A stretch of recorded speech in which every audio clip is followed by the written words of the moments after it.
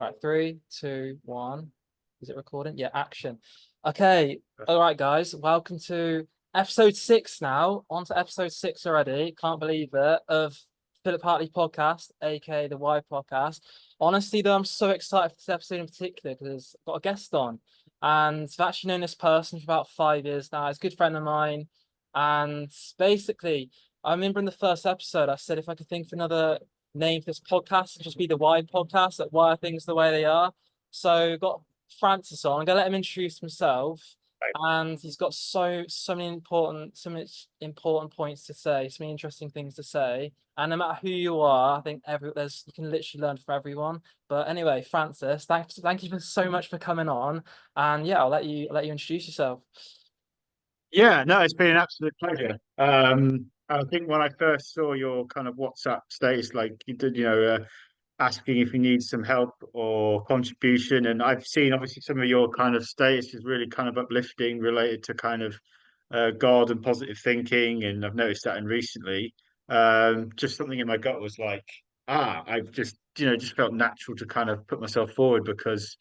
Um, the podcast is something, just generally speaking, something I don't know, when you something in your gut, like, yeah, I want to give this kind of thing a try.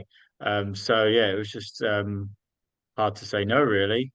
Yeah, I mean, in terms of topic, I could really go. There's always loads of different things to talk about.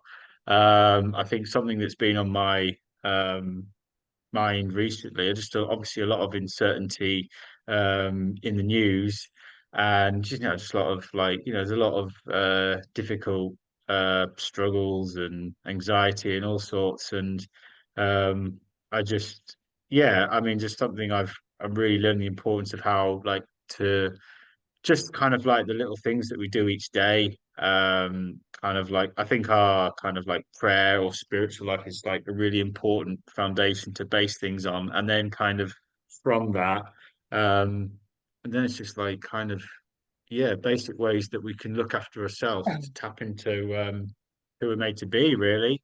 Oh, definitely, Um, definitely. But it's cool that you've come on though, because I remember I'm actually sort of near Medjugorje now. It's in Bosnia and Herzegovina. I'm actually here right now. It's interesting because I know we first met. It's funny how we first met because it's about 5 years ago. It was actually on pilgrimage to Medjugorje, and it was on the yes, plane. I remember that. It's like absolutely crazy how yes, time's good. Yeah, yeah. Was it you remember. and your brother or something? My What brother do I was remember? there. He wasn't sat next to me, but he was on the same like pilgrimage sort of trip. But it's funny because we're like sat on the plane together next to each other, and so it's just cool how things have come full circle. But yeah, and it's like this is a proper like spiritual place. I don't know about you. I recommend everyone coming because everyone seems to come here and just seems to be in a better place, and they just. I think there's something you want to speak about, wasn't it, about inner peace? But I've definitely found coming here, not only do I find more inner peace, but I think literally everyone who I'd speak to who's come here, there's always that benefit of just more peace. There's a lot more peace. So you get close to Jesus through it.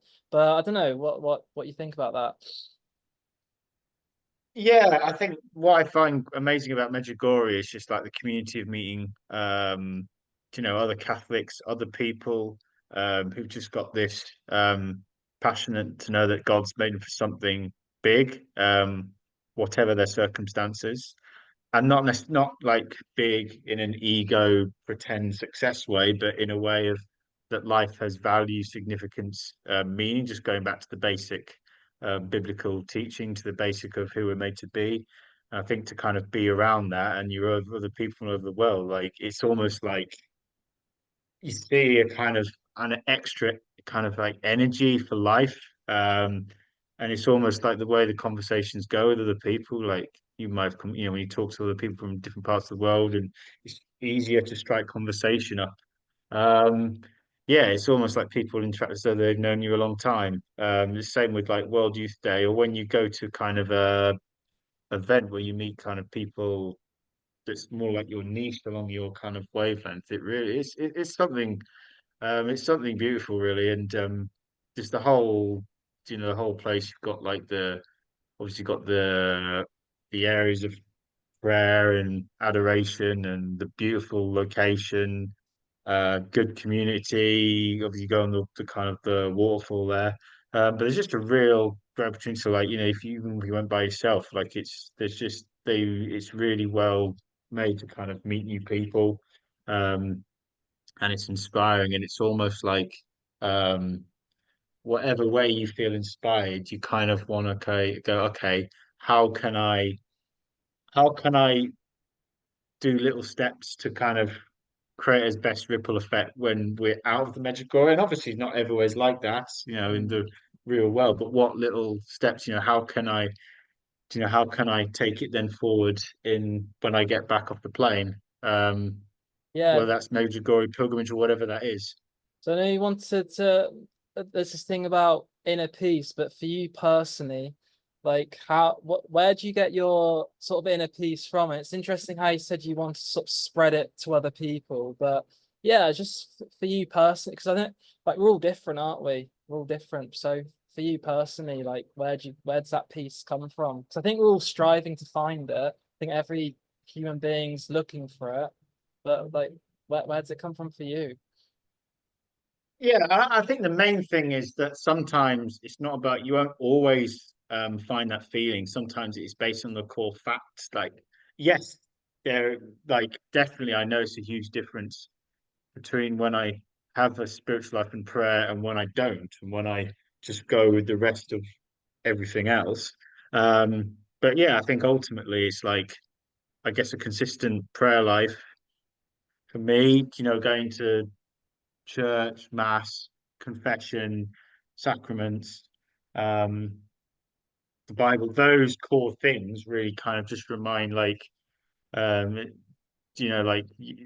that who God made you to made you to be, and He made you Yeah. out of love to love other people and to make an impact. And it might sound very kind of for some on the outside, it might sound a bit airy-fairy or idealistic, but really it's not necessarily about having the best circumstances. It's like how you interpret where you're at and seeing the joy and the love in the basic things, some of the most basic human instincts, whatever you believe. And I think that's a core thing. And then from that, you kind of realize, well, actually, I've been made with real love and care, like all of us have.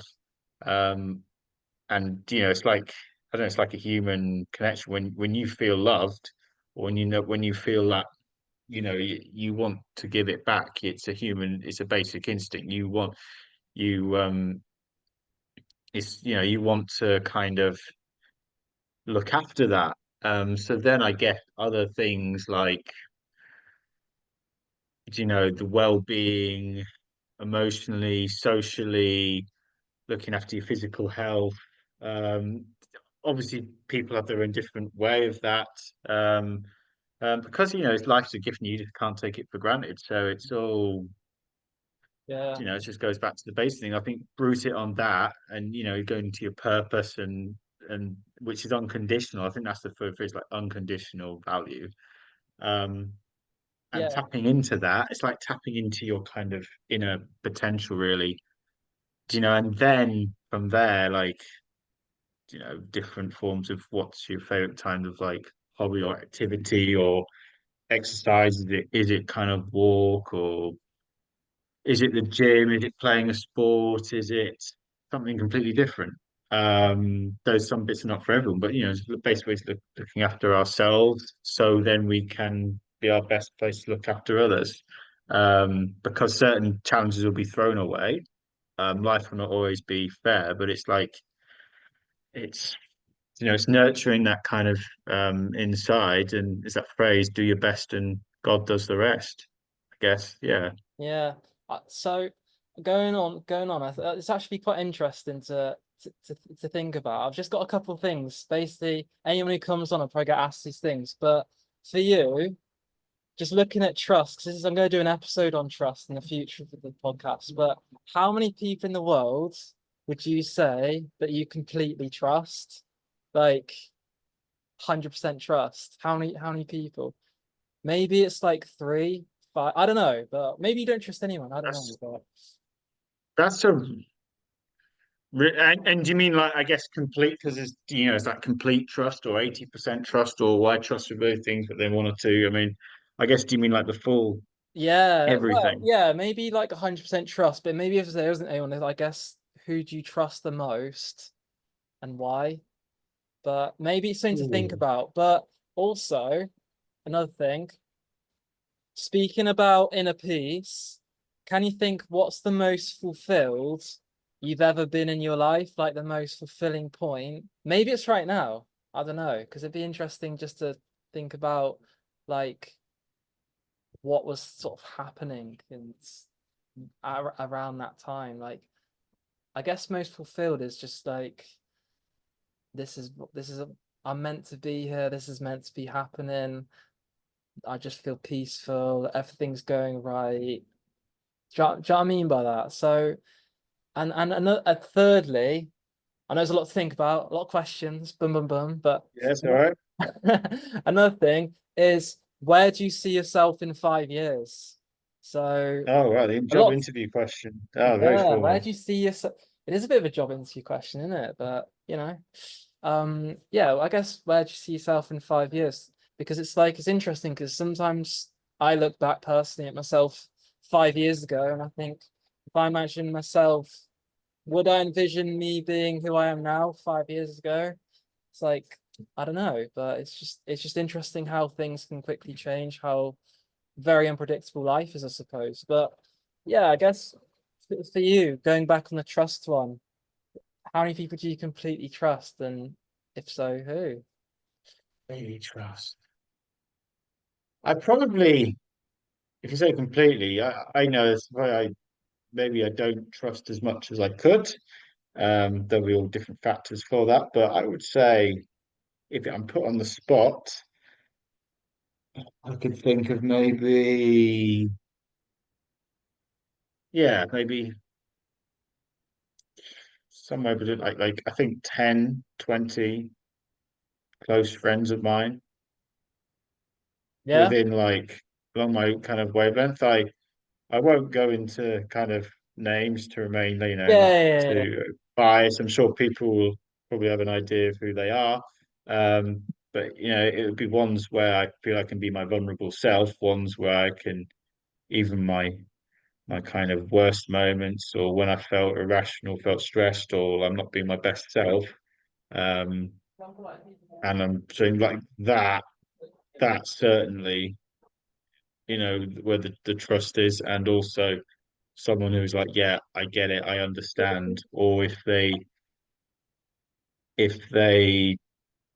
don't fully understand, they're kind of honest about it and they kind of appreciate um, what to say at the right moment. And I can just be completely me and they can also challenge me. Um, Sometimes, it's like the verbal kick up the backside, but that's like um that encourages me. That's not like I don't know, like oh snap out of it, not like that. It's at the right time, Hmm. but it's also ones that I can really kind of journey with. So um, I would say certainly more so in the last after university was probably where I can okay, I feel I can open and trust. Where I've been probably more my most real self. Um, Before I would have probably struggles with that definitely, but I think as you grow and you find your niche, like you go through a few different challenges and you realize you have to be you and you can't put on a facade. A facade only goes so far. Yeah, that really shows who you feel you can really trust. Um, yeah, I would But say that. that's interesting you said about that because I recently posted. I don't know if you saw, maybe you did, maybe you didn't. I recently posted like earlier in the month. I must play a character to be accepted. If I'm my true self, I will be rejected. And then, Oh yeah. yeah, I properly meant that. It's actually, I was speaking from the heart. And then someone basically, if they're listening to this, they know who they are. But this someone basically replied, it really helped me. They basically said, just be yourself and the right people come to you. I think it's so, so true. I think if you just who you are in Christ, like find your identity in him, but just the people sort of those who are there are there, those who are not are not. I don't know if you feel the same about that, but it massively helped me about this thing, like just be you sort of thing. Yeah, it's like the one of the most quoted advice. In fact, some people, even in films and things, that be yourself, go, oh, that cliche. It's like, yeah, I've heard it, or oh, that's not very helpful. And you kind of almost have to really understand and break it down. It will mean different things at different times. And it's not saying, okay, always beat your mind and forget the one, just do it and you everything will be rosy. Because there were times it would be tested. It's like sometimes you have to be wise or be vulnerable or to um you have to kind of read the room and there are moments where you can be more open and moments where you have to kind of make judgment calls, think of like to you with your closest friends to in the workplace to if you're if you're kind of come Yeah. across a bit of a I don't know like around like a disturbance in the street or you put on the spot it's sort of a life experience thing but yeah I think ultimately yeah all good. I'm good. Yeah, I'm all back.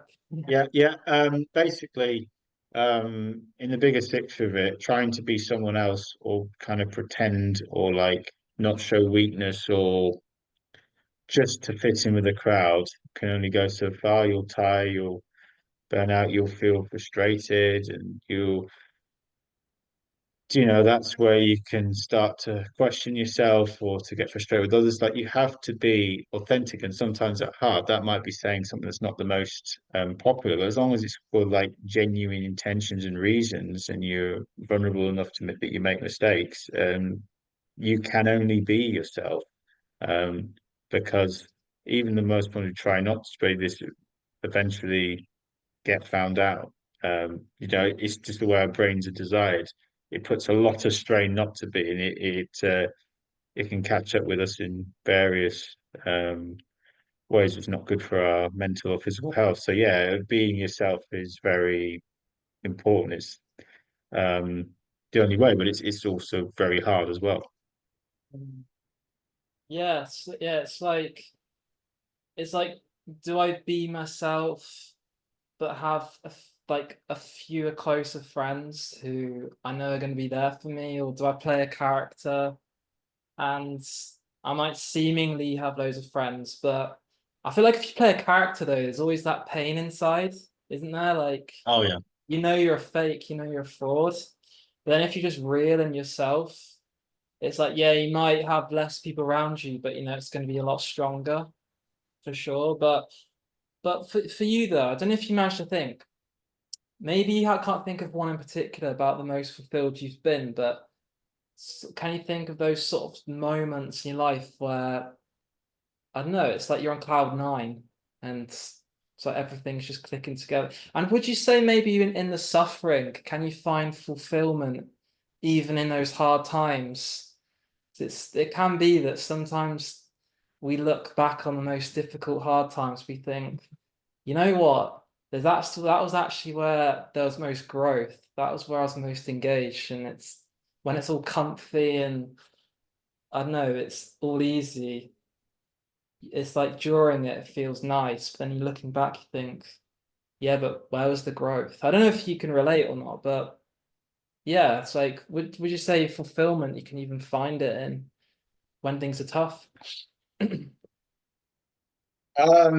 Yes, you can. I mean, you have to be patient and loving yourself in those difficult times, and you can question yourself and your um, faith, and also question many things and get be angry and sad. And these things are perfectly human. Um, in those moments, I guess, in that suffering, and I have to. There's difficult, and I have to be kind of got to humble and remind ourselves that there's certain sufferings on a human level that we have not experienced that others have. And we've always got to remind it's you can't fully comment on it if we've not been for a certain thing. We don't know how to react on a human level if such and such was to happen to us. or the people close to us. Um, but something that's whatever the suffering is, and it can be an opportunity to focus on what's the most important because and there's times you don't have the necessarily the authentic energy to put a facade and just go through the motions. You it can put in perspective what's the most precious thing of life, that life is value and anything can change tomorrow. Um, so yeah, it can be an opportunity to also attempt that focus on that everything happens for a reason and something we don't fully understand that, but it can also make us appreciate our friends, our family more, the gift of life, um, how important this is, and also all the things that are a bit superficial and things that are not actually relevant in the bigger scheme of things. Might sound a bit direct and something we don't, as a nation, something we don't necessarily like to focus on, but I guess it goes to that thing. Um, what will be the most important things on your deathbed or the moments before you pass? And I think that's, and I kind of feel like what's important then, in theory, should be important day to day. Obviously, it's not that simple, of course. But ultimately, whatever um, this is a temporary, something like a temporary assignment towards the heaven. So, this is a one form of the life. So, whatever that's where you have to. Well, and sometimes we won't feel it. Sometimes we just, it's always sitting here. But so that's the way our faith affects on fact and not feeling. That, we have the cross as part of the faith journey, and we were never told we were immune from it, but like we are never kind of, alone. There can be even in like a form of kind of peace in that it brings us not to become closer to what Jesus is in those sufferings. Because obviously he went through the one that's the crucifixion. So I'm not like we'll not go that extreme, but like he's been through all the different human emotions. So it's that reminder, and I have to remind myself, it's something easy to forget that he understands and we're not alone. I guess it can things I've noticed, just to maybe go a bit more specific on your question, like sometimes it can help improve my prayer life because it humbles me. Well, I can't just rely on all the other things. It makes me realize it strips away a lot of other stuff, and it makes you realize God is the main thing that I have. So it makes me, maybe sharpens my prayer life or appreciate small things and maybe have that extra conversation with my friend and speak more authentically, more meaningfully. Um, and also as well, I guess practically when that storm passes to put in habits to or look after myself or to, just health wise and everything to yeah, because obviously that's not saying you have different sufferings, but you don't necessarily want to go through the same. It's an opportunity to us to learn and grow, definitely. In fact, some of the we look people we look up to had the most who've done succeed in one way will have gone through probably some of the most difficult times because I think if we didn't go through difficult times, our ego would be too big and we wouldn't really flourish. So it's difficult, but it is probably and everyone's cross and pain will look different. Mm. It always will. Yeah, and I feel like I feel like there's a lot of meaning in the suffering as well. And I think it's amazing you touched upon Christ as well, because it's like the whole it's like you see crucifixes everywhere, but it's not until you actually delve deep you think.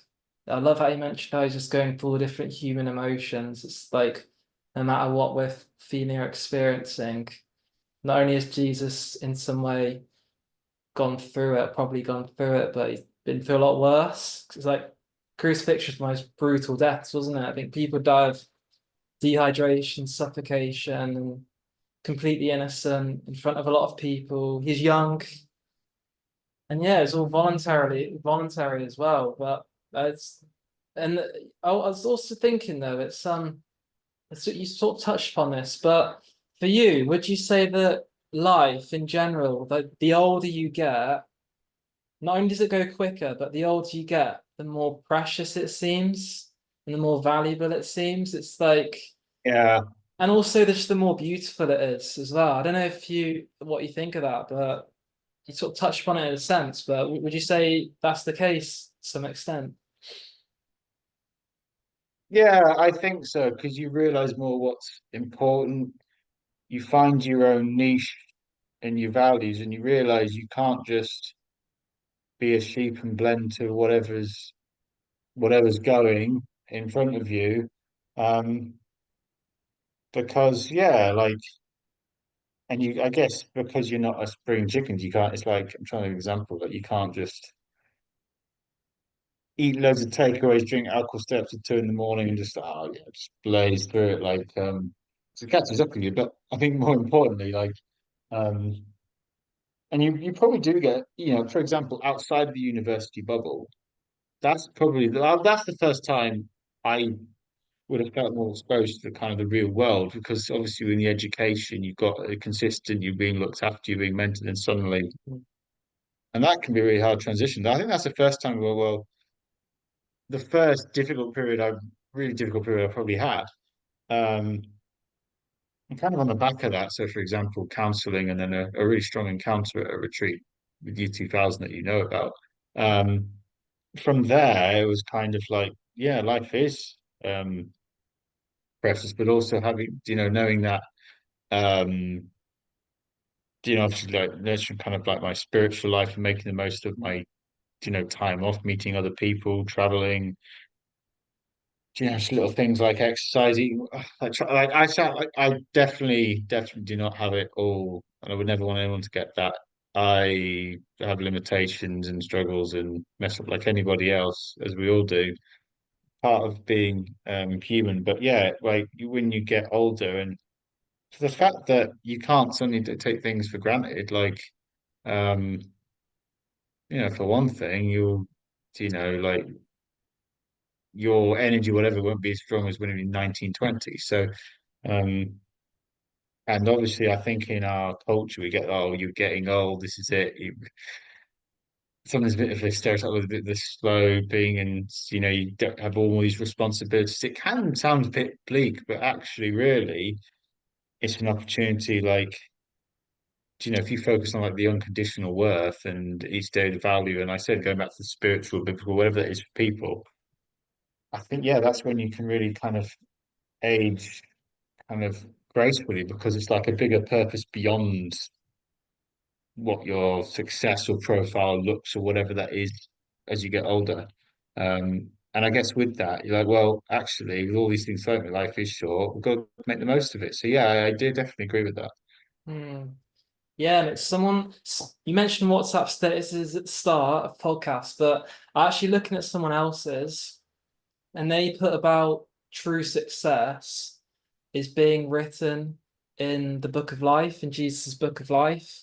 And it can be, I think it's very, very true because we can get this distorted sense of what success is like. Oh, is it, the stereotypical cliche ones, like, oh, is it making a lot of money, buying your dream house, da da da da. But it's like once you have that spiritual and personal encounter with Christ, once you commit your life to him and sort of you're born again, everything's reframed that what true success is, it's seemingly different from the majority of people, and it's like they'll never understand it.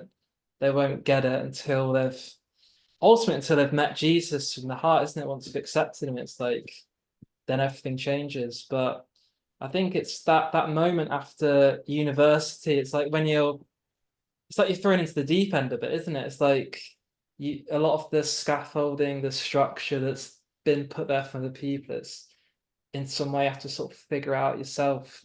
Um, loads of people correlate to that as well. But as we sort of draw to a close, though, I think there's just a few things I'd love to explore with you. I don't know if you want to go through the 5 years thing, because it can be so like I'm happy to. Like, yeah, I'll just yeah, it's also I yeah, was whatever thinking you want me to that, focus on next. and then also to finish, ultimately, what do you think meaning is? So, like, what do you think meaning is, and sort of where do you ultimately find it? But yeah, Okay, so do you want to start with where I see myself in 5 years? yeah, let's do that. Let's do that. Then the meaning, and then it sort of lands the plane.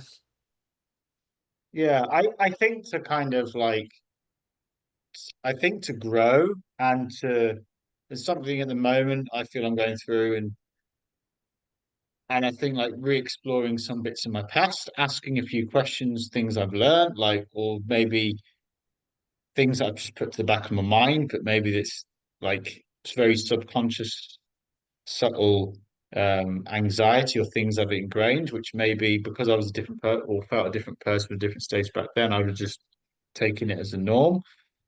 And now I guess growing in my faith as a person, learning from life experiences, kind of reanalyzing that, like anything, any kind of like, and I say to anybody, any kind of little lie that we learn about ourselves that kind of holds us back from who we're meant to be, not in a kind of like pretend positive, but maybe it's a comment that we've had or a certain setback, a thing we believed about ourselves or something we read. Um, and we knew less about ourselves at a younger age, like like I guess journeying with God and unrooting any kind of wounds or little traumas or things that we've maybe embedded and like trying to like grow in that because I think that's one thing. So I guess in the next 5 years, like really kind of grow and kind of unroot. I guess it's all in God's plan and times, but like um I guess growing to the best person I'm meant to be and growing a few skills and hobbies, I guess, in a practical sense, it's God's will. Like, like I guess be close towards um being married and family life and work more settled and the way things are possibly here, but I'm open. But I think ultimately um towards the best version of myself and um from a place of like peace and happiness and better use of my time and um being like it's like growing virtues of discipline and patience and um being more able to be more with my vulnerability um and just a better person to other people as well. Um that's what I would say for then going practically.